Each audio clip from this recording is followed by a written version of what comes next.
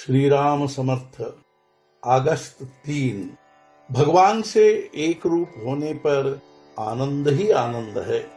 भक्त हो जाने पर मनुष्य जिस आनंद में रहता है उसका वर्णन करने पर भी आनंद का स्वरूप समझ में नहीं आएगा। जहाँ दुख ही नहीं है वहाँ आनंद शब्द कहने के लिए कौन होगा। अनन्य भक्त बनो और उस आनंद का अनुभव करो। भक्त को लगता है कि सर्वत्र मैं ही हूँ, यानी समस्त चराचर जगत को वह भगवत रूप में ही देखता है। किसी कमरे में सब तरफ आईने लगे हो और हम कहीं भी देखें तो हमें क्या दिखाई देगा, अपने सिवाय कुछ नहीं। कहने का मतलब यह है कि सर्वत्र एक भाव होने पर दुख का कारण ही नहीं रह जाता, तब हाँ सभी आनंद ही होता है। उसी प्रकार भक्त भगवान से एक रूप हो जाए तो वहाँ आनंद के सिवाय और क्या होगा।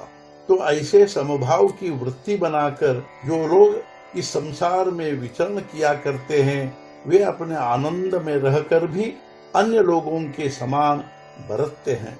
संत तुकाराम महाराज ने ऐसी स्थिति में रहकर लोगों को सन्मार्ग दिखाया। समर्थ रामदास स्वामी जी ने भी इस स्थिति से विचलित न होकर सारे संसार का व्यवहार किया और दूसरे लोगों को श्रेष्ठ पद तक पहुंचाया। हमने कभी उस आनंद की ओर जाने का मार्ग देखा ही नहीं, इसलिए जिन्होंने उस आनंद की ओर जाने का मार्ग देखा है और जो हमेशा उस आनंद में रहते हैं उनके वचन के अनुसार व्यवहार करना ही लाभदायक है। अर्थात गुरु आज्ञा की तरह बरते। हमें कोई मार्ग दिखाने वाला मिल जाता है तो हम उस पर विश्वास रखकर राह चलते हैं। वैसे ही हम गुरु वचन पर विश्वास रख के चले तो हमारा हित होगा। कोई अंधा आदमी शक्कर समझकर नमक खा ले तो नमक उसे खारा ही लगेगा। उसी प्रकार विषय से आनंद मिले ऐसा समझकर हम विषय का उपभोग लेते रहे तो हमें उससे दुख ही होगा। विषय की संगति करने पर दुख ही हुआ। भ्रम तो यह है कि बहुत सी वस्तुएं मिलने पर बहुत यानी अधिक सुख मिलता है। सच्चा या अधिक सुख अर्थात सदा का सुख यही सनातन सुख होता है। वह सनातन सुख सनातन वस्तु के पास ही होता है, अर्थात भगवान के पास ही मिलता है, क्योंकि भगवान ही सिर्फ सनातन है। भगवान के होने पर ही हम सुखी होंगे।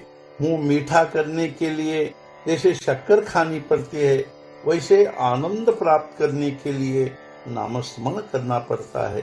हम गृहस्थी और प्रपंच दूसरे का ही करते हैं, अपना नहीं। किसी खेत की अपेक्षा उसकी बाढ़ के लिए ही अधिक खर्च करें, वैसे ही हम अपने मूल स्वरूप की अपेक्षा उपाधियों के लिए ही अधिक तड़क भड़क करते हैं। हम बहुत कुछ प्राप्त करते हैं, लेकिन जब संसार से विदा होना पड़ता है तो सब यही छोड़कर जाना पड़ता है। अपने लाभ की दृष्टि से यदि कुछ किया तभी तो गृहस्थी होगी।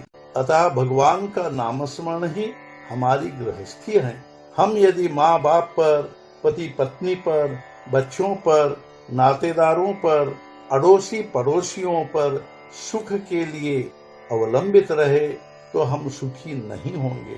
यदि हमारी यातनाएं या दुख कोई मिटाता नहीं तो दूसरा कोई हमें सुख देगा, यह कल्पना सत्य कैसे होगी। आज का मुख्य विचार, परमात्मा का आनंद अखंड मिले, मैं उसका हो जाऊं, यह दृष्टि रखकर नामस्मरण करे। सद्गुरुनाथ महाराज की जय। जय जय रघुवीर समर्थ।